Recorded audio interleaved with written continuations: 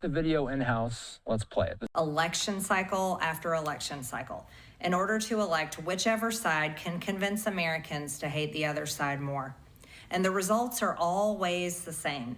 No matter which way the political pendulum swings, Republican or Democrat, nothing ever gets better for the common American man or woman. The debt goes higher, corporate and global interests remain Washington's sweethearts, American jobs continue to be replaced, whether it's by illegal labor or legal labor by visas or just shipped overseas.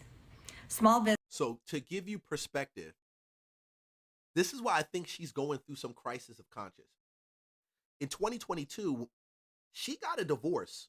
Her and her husband were married for years, had a child, had children. She got a divorce, and irreconcilable differences.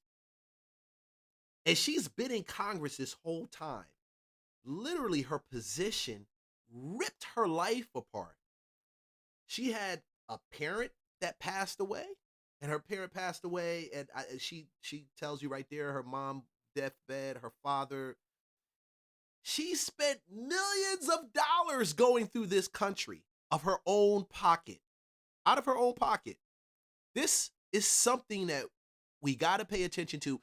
I'm more tailored towards the conservative half. I can tell you right now, yes, I do have some things I'm a little bit more liberal in, but at its core, I'm more of a conservative. I'm more leaning towards the Republican Party or more like an independent, to let you know. But I don't believe my party's right about a lot of things.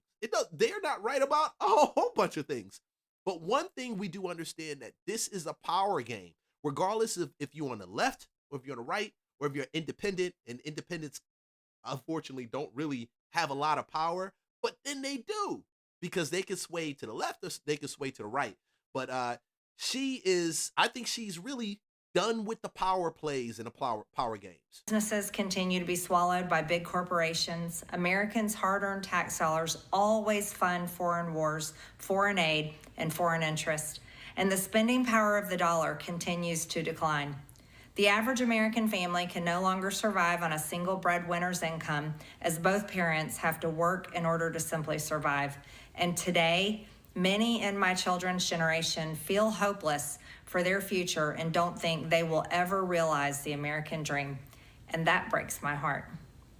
I ran for Congress in 2020 and have fought every single day believing that Make America Great Again meant America first.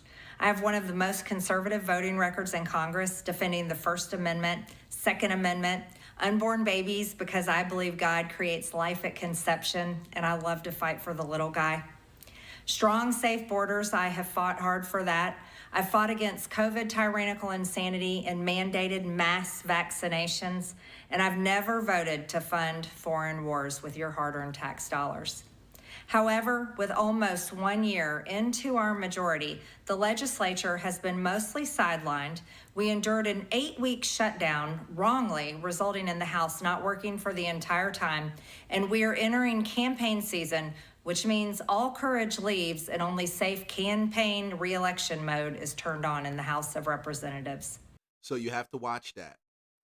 A lot of this is coming out, and I'm going to keep saying it as we get towards this midterm, and Trump is in his last presidency.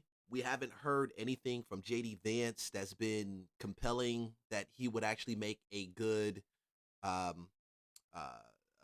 replacement for Trump, okay? Even though Trump brought him in as VP, I guess that could have been the idea that he would replace. It's been so many other people that possibly are jockeying for that position. One thing the Republican Party knows, and that Trump redefined how real estate. He's redefined how politics is actually done, whether you like them good or bad. Doesn't matter. Green has been a very, very big supporter of Trump. She's speaking and she sounds more like Candace Owens right now. She sounds very much more like Candace Owens, a hybrid between her and Nick Fuentes, the America First agenda. And she recognizes that this midterm, I think, is actually going to change the course of what Trump is actually doing. He hasn't been challenged through Congress or through the Senate. And we see largely he's had, for a large part, a lot of people on his party backing him. This is the first breakaway. The question is, how deep does this run? During the longest shutdown in our nation's history, I raged against my own speaker and my own party for refusing to proactively work diligently to pass the plan to save Americans' health care and protect Americans from outrageous, overpriced, and unaffordable health insurance policies. The House should have been in session working every day to fix this disaster. But instead, America was force-fed disgusting political drama once again from both sides of the aisle on television every single day. My bills, which reflect many of President Trump's executive orders, like calling for a new census counting Americans only to draw new districts, making English the official language of the U.S., making it a felony to medically trans a minor, and other bills like eliminating capital gains taxes on the sale of your primary home and eliminating H-1B visas just sit. They all sit collecting dust. That's how it is for most members of Congress bills. The Speaker never brings them to the floor for a vote. Many common Americans are no longer easily convinced by paid political propaganda spokespersons and consultants on TV and paid shills on social media obediently serving with cult-like conviction to force others to swallow the political party talking points. And that's what we've seen. So I see a high increase of people breaking away from that MAGA movement, breaking away from the conservative side, and questioning right now, do we want to continue another 2 years of what we have had in this first year? One thing, this is big dog down here. I got big dogs in this house. One thing that stands out mostly from this is she has already thrown this out here and put the Republican Party and the conservatives on notice that even though they're giving us information coming from the White House saying this and this is happening and this is it, yeah, we're fighting the liberals. What she's saying, it's not their fault. I truly believe, and I've said this before, the same head, like the Republican and the liberal side, the same beast with different heads. The same beast with different heads. The only way that they make progress is keeping the left fighting the right and the right fighting the left. Because this is still about power. It's still about power. Now, I'm going to tell you, I would rather have conservative values in our country. I rather would. I've seen a lot of the liberal values. I've seen what they do. I've seen how they screw up. See, the problem a lot of us have is we like some things and we hate some other things. And the politicians don't want to separate it from the party or don't separate that agenda. If they truly wanted to bring about change, they could bring it. And she's telling you this. Because they know how much credit card debt they have. They know how much their bills have gone up over the past 5 years. They actually do their own grocery shopping and know food costs too much. Their rent has increasingly gone up and up. They have been outbid by corporate asset managers too many times when they put in an offer to buy a house. They have been laid off after being... So in Georgia, just to give you perspective on that, we do have one of the largest portfolios owned by corporations in Georgia. I think the percentage was, and this was really covering Metro Atlanta because they really concentrate more in Metro Atlanta. But her district still borders Metro Atlanta. So you do get that spillover. They buy these houses that people put on the market, whether you're talking about Zillow, OfferPad, whether you're talking about Open Door, and nothing negative. I mean, yeah, there's a lot of negative shit I can say about these damn companies. But the most horrible thing is that when they buy these products, they're not turning around and really selling all of it. Some of it they will sell to an asset management company to add into their portfolio. And when they sell it to the asset management company, the company rolls it back out as a rental. They don't roll it back out as a house for somebody to buy. So you'll only get standing inventory that the asset management companies don't really want to take on, becoming the inventory that goes out on for Open Door or for OfferPad or for Zillow. My family, we bought our house from Open Door. We sold our other property to OfferPad. So that'll tell you, we went from one deal with a corporation to another deal with a corporation.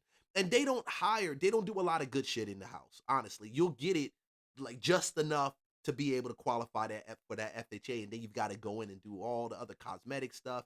It can be draining, but there was a season for an extended period of time where if you putting an offer on a house, you remember early 2020 COVID times?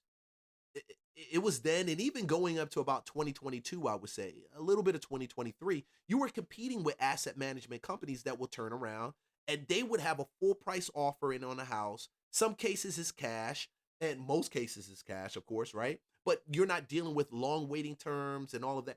Why would a homeowner not give you that? Like, why would a homeowner turn that away? And that's how a lot of these asset management companies ended up beating out mom and pop buyers, someone who's buying their first home, because they outbid them in a bid.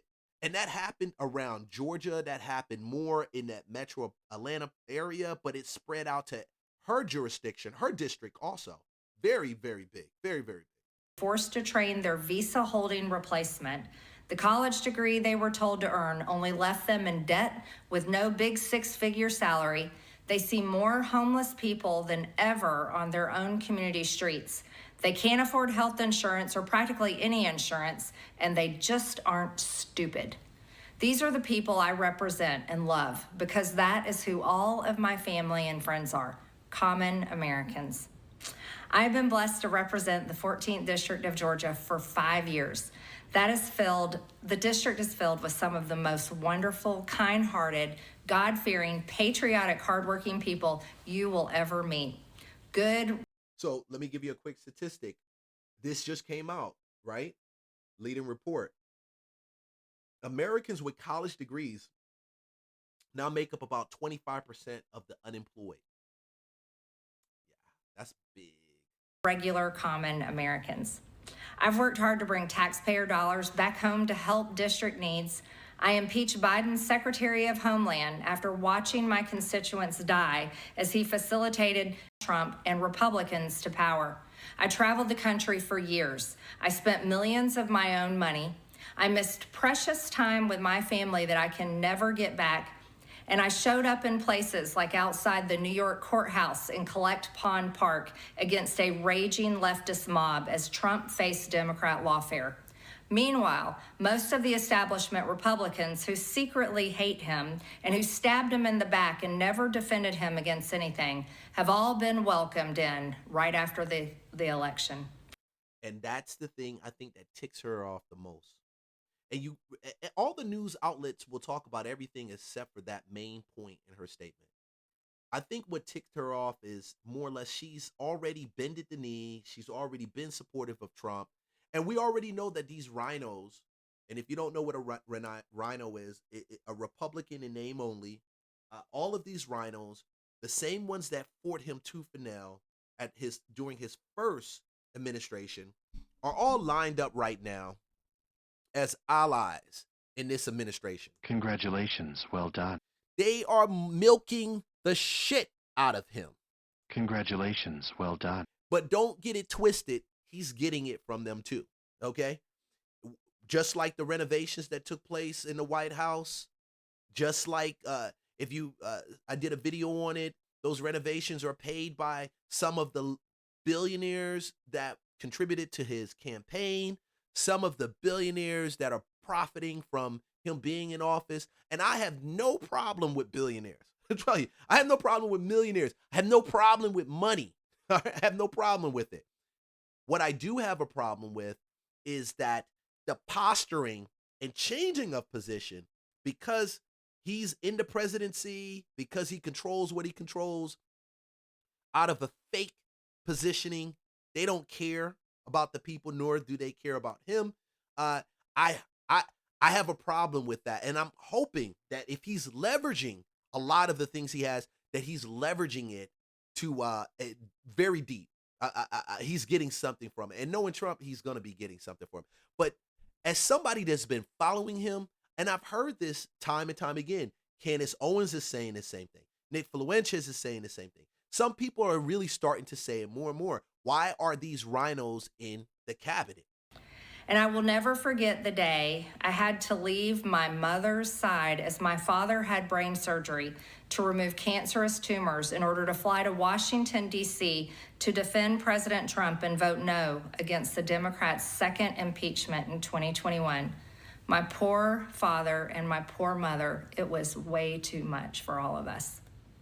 Through it all, I never changed or went back on my campaign promises and only disagreed in a few areas, like my stance against H-1Bs replacing American jobs, AI state moratoriums, debt for life 50-year mortgage scams, standing strongly against all involvement in foreign wars, and demanding the release of the Epstein files.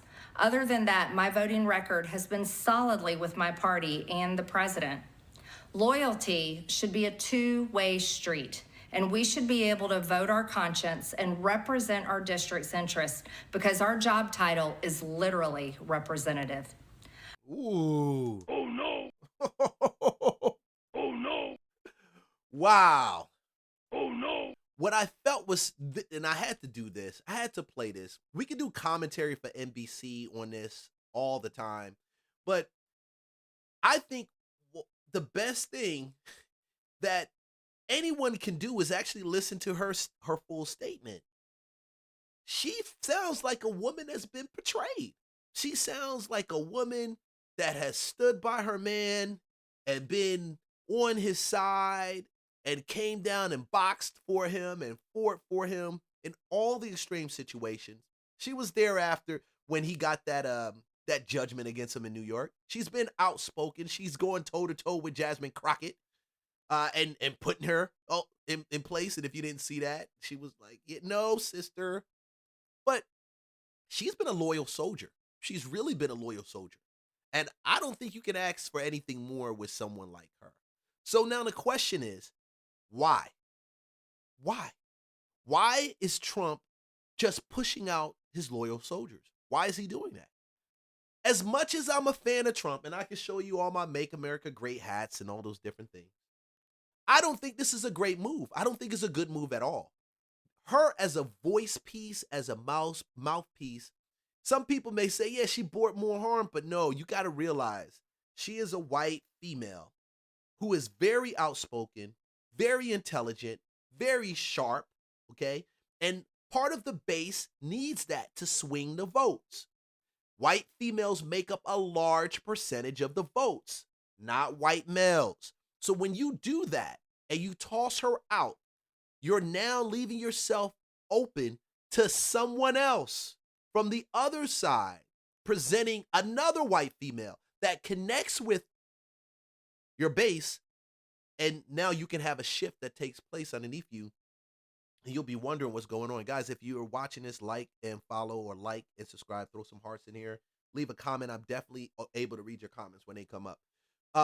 But that's exactly what you see with her. That's what you see with her. So I've heard commentators and